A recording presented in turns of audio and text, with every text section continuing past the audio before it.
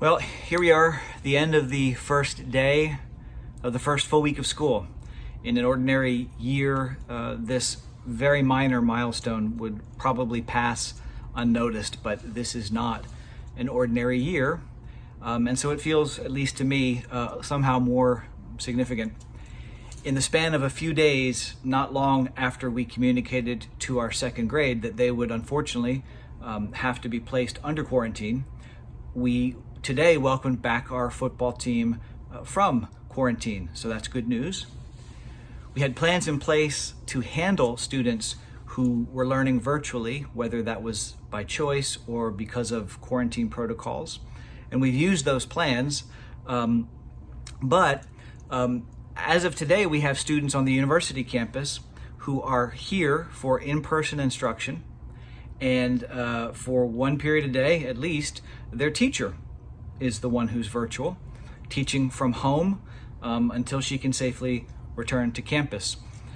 We hadn't thought about that possible arrangement, quite frankly, but when the circumstances arose that made it a possibility, it was the faculty member and the students who rose to the occasion and made that possible.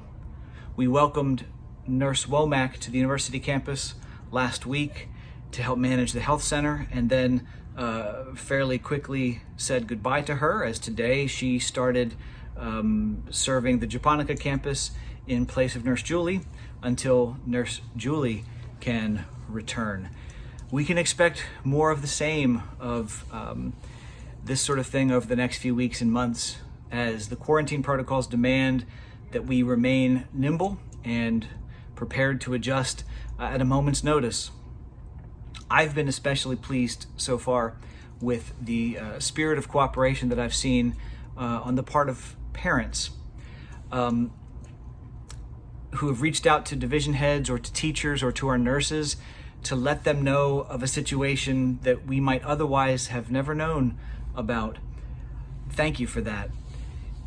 I know it's an inconvenience to keep your child home for quarantine simply because he or she has spent time off campus, outside of school, around someone who tests positive. I know that it would be easier just to send them to school, right? They're symptom free, right? So what's the big deal?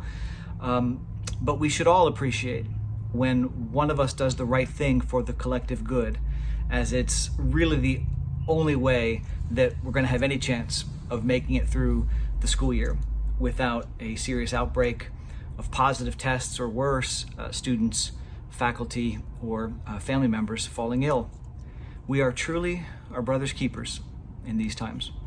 And so I thank all of you who take that responsibility seriously and who do the right thing even when no one is watching. Go Wildcats.